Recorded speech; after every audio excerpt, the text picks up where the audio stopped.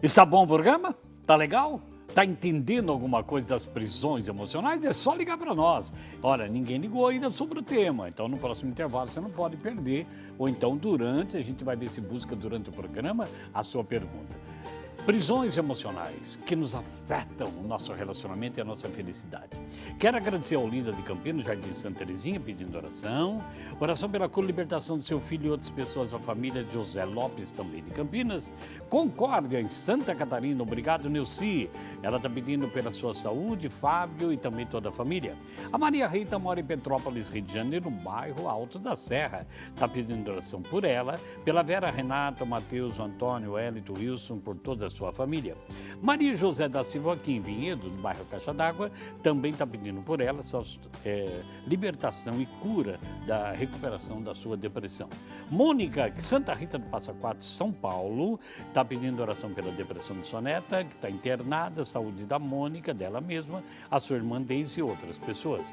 Geni de Jaguariúna, no bairro São João, obrigado. Ela está com um problema sério de pulmão, de estômago e pede um emprego também no Bruno. Vamos orar, vamos pedir que o Senhor dê o espírito de tranquilidade a você. A Eva mora em São Pedro do Iguaçu, no Paraná. Está pedindo pela Adriana a libertação também de todos os vícios dentro da família. Itapetininga, interior de São Paulo, a Cleonice diz que é uma pessoa que gosta muito de pagar as coisas certinho. E ela anota tudo, porém ela está com dificuldade em conferir suas próprias contas bancárias. O banco deve estar cobrando taxa pra caramba. Dá uma olhadinha nisso, Cleonice. Se você gosta de acertar tudo, anotar tudo, vá saber das taxas também.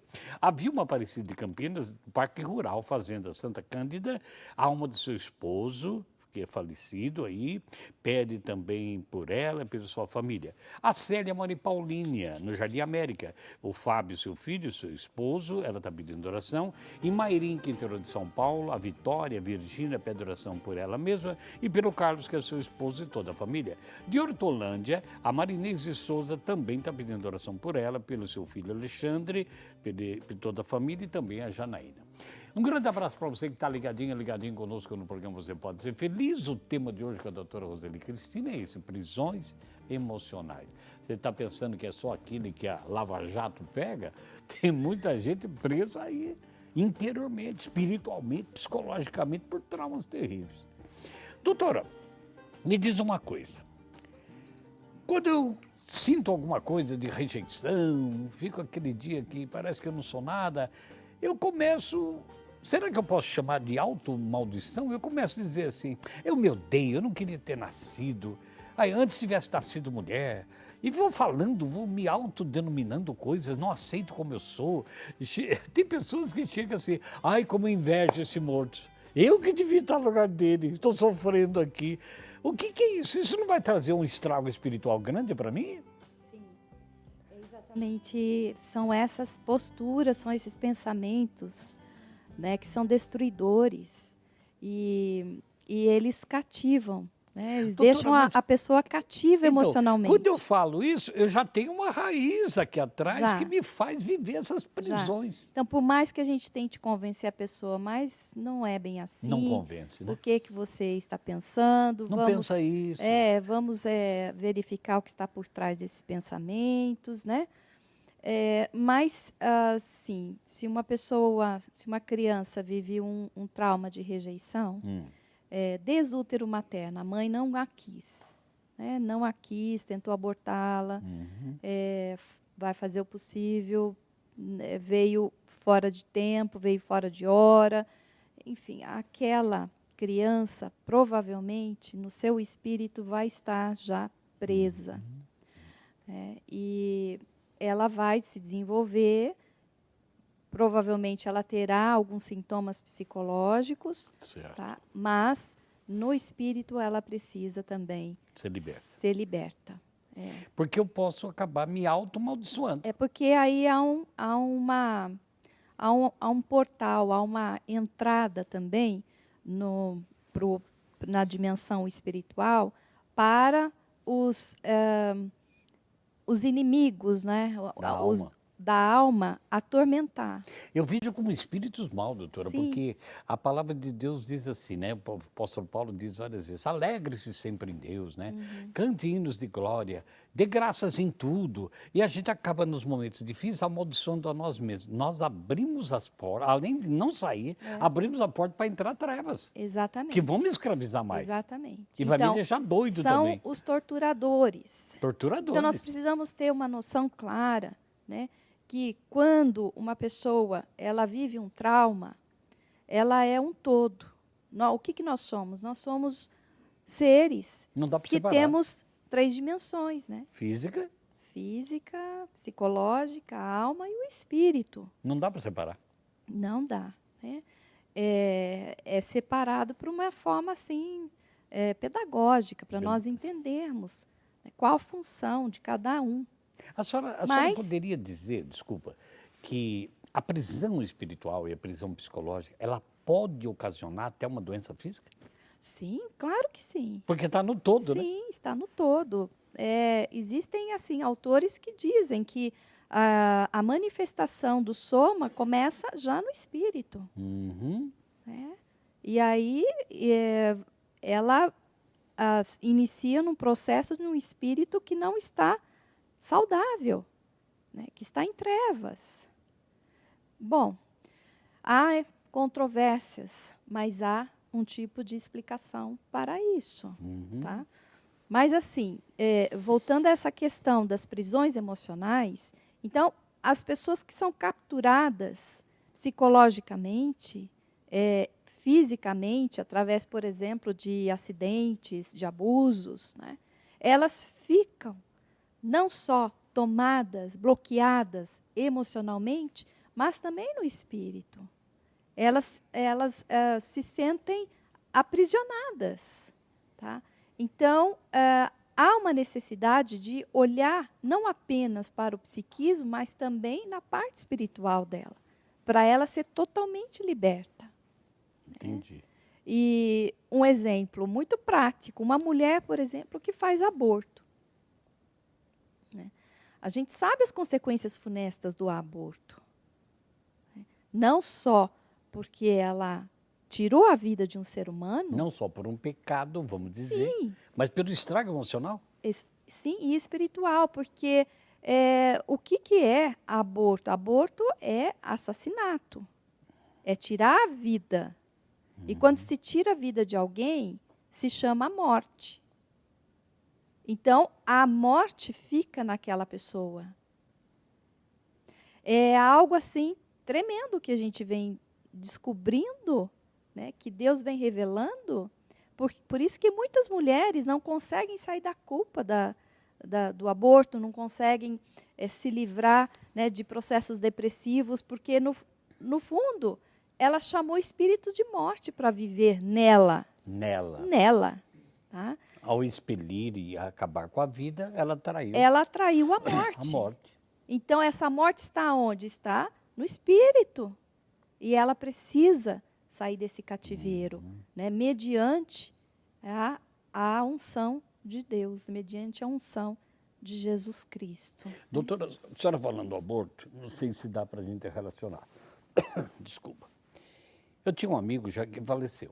O que aconteceu? Ele sempre foi boa gente para a família, tudo, amigo de todo mundo, do jeito que qualquer pessoa é. E um dia, por imprudência de um ciclista que entrou na frente do carro dele, ele bateu. E o rapaz foi hospitalizado e morreu pela pancada daquele carro. Ele não teve culpa, ficou provado. Mas ele tomou, quando soube que o rapaz tinha morrido, ele se tornou como assassino. Ele ficava só na cama, depressivo. E isso acabou levando ele à morte uns meses depois.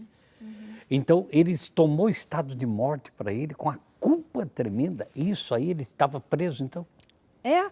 Espiritualmente, porque era uma família católica. Então, aí é que está. Existe, assim, várias dinâmicas inconscientes. Né? E nós trabalhamos, basicamente, com 3 que nós visualizamos bem. A primeira é, eu sofro por você. A segunda é, eu morro por você. E a terceira é, eu te sigo na morte. Terrível. São dinâmicas inconscientes destrutivas que permeiam o nosso psiquismo já desde criança. Será que eu estaria errado Aí, aqui? nesse caso, tá, é muito provável que ele tenha se colocado no lugar do outro. Eu morro por você. E caminhou para isso. E eu te sigo na morte. E caminhou para isso. E caminhou por isso. Então, aí a alma dele foi capturada. O espírito dele ficou capturado. Né? Porque foi uma agressão, ele se sentiu tão agredido que ele não soube trabalhar com a culpa e com, talvez, um amor doente, que vem já desde criança, no ambiente familiar, né? Porque nós somos impulsionados a amar, e muitas vezes o amor que não é ordenado, ele gera desordem no psiquismo. E então, ele seguiu o que ele se autoafirmou inconsciente. Eu não mereço estar vivo, eu tirei a vida do outro, então eu vou morrer também. Eu estou me lembrando aqui que ele continua trabalhando, mas sempre, cada vez mais, indo para o fundo, até cair numa cama. Então, há muitas origens de depressões que não estão no âmbito apenas da alteração bioquímica do cérebro. Entendi. E do âmbito de relacionamento dentro do nosso psiquismo, dentro dos nossos sentimentos, mas estão mais profundos ainda. A raiz está no espírito, o espírito fica aprisionado. Tá? Por isso, Jesus disse que ele veio para libertar os espíritos contritos, os espíritos que estão cativos. Né? Esse cativeiro é um cativeiro espiritual. Espiritual, tem que cuidar disso. Né? Porque nós somos essa dimensão, nós temos o nosso espírito, e se é algo que é muito pouco estudado, é a função do espírito. É verdade. Né? Nós estudamos hoje, o nosso corpo, a medicina vê, a biologia vê, nós estudamos as ciências naturais, mas a ciência do espírito ninguém fala. É muito raro. Então, quais são as funções do espírito? Nós vivemos essa dimensão espiritual o tempo todo, nessa dimensão natural e a dimensão espiritual. Nós caminhamos, e eu digo que o que se processa dentro do âmbito que abarca o nosso espírito que vai nos impulsionar a vida. O que é o ânimo? Eu estou desanimado. Né? Muito comum a gente ouvir falar. Claro. Aquela pessoa, hoje eu estou desanimada, hoje eu não tenho ânimo para nada. Hoje o seu espírito está cativo. O que é o ânimo? Ânimo é a vida. Não é um cansaço físico, é algo no ser, né? É algo no ser, é muito mais profundo. Eu dou graças a Deus, porque às vezes eu vejo algum médico, eu não sei se prudente, mas eles caminham para isso, que eles vão acompanhando alguns doentes, médicos de qualquer área, não só psicológico, como eles falam, procura uma religião. Isso. Porque eles percebem que tem alguma coisa ali que não é físico. Isso, eu estou recebendo vários pacientes que, felizmente, né, psiquiatras estão falando, busque a Deus, busque uma fé, busque uma religião, porque eles também estão compreendendo e eles percebem a importância e nós damos graças a Deus do vazio interior. Olha, Henrique, eu assim observo o seguinte: uma das maiores dores do ser humano é ele se sentir desamparado. Não tem uma tábua de salvação. É um vazio interior, há um desamparo na nossa alma. Todos nós nascemos carentes. O ser humano é um ser carente. É um ser carente. Né? Se é resquício dos nossos primeiros pais, talvez, né? Os nossos primeiros pais, que eu digo lá no Éden, que pecaram, que foram expulsos do paraíso, porque veja bem, que memória que eles deveriam ter, né, de estar na presença de Deus, desfrutando do bem e do melhor, da plenitude, de estar vendo Deus face a face. E quando entra o pecado, que destrói essa divisão, que destrói essa comunhão, e que eles perderam. Né? Eles perderam o que há de mais pleno, né? Que há de mais sublime, que há de mais que preenche a alma do ser humano. Eles perderam. E com essa perda, eles viveram o sentimento de desamparo. Eles ficaram desamparados, ficaram perdidos. Ficaram em trevas. E eu acredito muito que nós descendemos dessa... Trazemos, né, no seiva nosso DNA maligna. espiritual, se pudermos Trazemos, falar assim, verdade. esse sentimento profundo e que o homem só vai descansar, como Santo Agostinho fala, quando a minha alma repousar em Deus. Amém. Não é mesmo? É isso. Então, esse sentimento de desamparo precisa ser religado novamente àquele que nos ampara, àquele que nos sustenta, aquele que não é a nossa força, né? Aquele que é a nossa vida. A nossa vida, ela é sustentada por Deus, né? Infeliz de um ser humano que ainda não compreendeu essa realidade. O que a senhora passaria para as pessoas que estão em casa, estão se identificando com essas culpas, com essa enfermidade, vamos dizer assim, de prisões? Como que elas poderiam reagir hoje, começar um processo? Então, ter primeiro consciência de que se você já está fazendo tudo o que você precisa fazer para superar a sua dificuldade emocional, sua dificuldade psicológica, né, tomando as medicações ou buscando ajuda terapêutica, tem que se aprofundar mais, conhecer aonde, né, em que lugar está aprisionado o seu espírito. Né? Existem várias prisões espirituais. Essas prisões de rejeição, prisões de traumas de morte, né? Prisões de desamparo. E a falta de perdoar alguém que pisou em mim, é real isso? Ela pode me aprisionar porque eu não libero esse perdão? Você tocou numa palavra que eu ia introduzir rapidamente. Pois não. Assim, a gente vê muitas pessoas, principalmente no âmbito religioso, falar: você precisa perdoar, ou você precisa dar o perdão, né? Ou você precisa pedir o perdão. Né? O perdão é uma chave importante, né, no reino espiritual, que liga e desliga algo para você, que liga você com o essencial e desliga você dos atormentadores. Entendi. Tá? Então, por que Jesus insiste tanto no perdão? É claro, Jesus nos conhece. Ele é Deus. Ele não ia inventar algo simplesmente para colocar como uma ilustração. Não. O perdão é uma chave fundamental que aciona mecanismos de vida ou de morte na tua vida.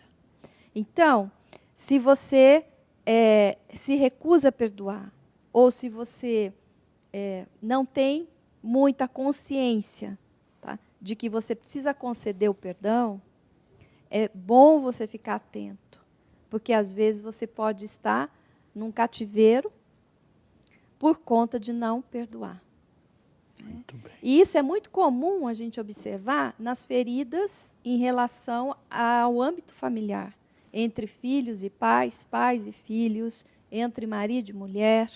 Né? Em qualquer relacionamento, há a importância, né, de você estar sempre atento. Se você ofendeu, se você saiu fora daquilo que diz a tua consciência, mediante a luz da palavra de Deus, então você precisa realinhar-se novamente com o que diz a sua consciência, à luz da palavra de Deus, e ser obediente, ser dócil, pedir e conceder perdão. Porque aí você vai estar saindo de algum cativeiro espiritual. Né? Existem os atormentadores para aqueles que não dão perdão. Maravilha, hein, gente? Poxa vida, pena que o programa é tão curto, quando começa a desenvolver, vai abrindo o nosso coração para a gente não ser escravo, não é mesmo? Nós vamos ao intervalo e nesse próximo bloco, a dona Olga Antonelli, que mora em Bituruna, no Paraná, vai rezar conosco. E voltaremos com a doutora Roseli, praticamente quase já fechando aí o nosso tema. Infelizmente, o nosso programa ele tem limites, mas que maravilha. Não sai daí, eu volto já.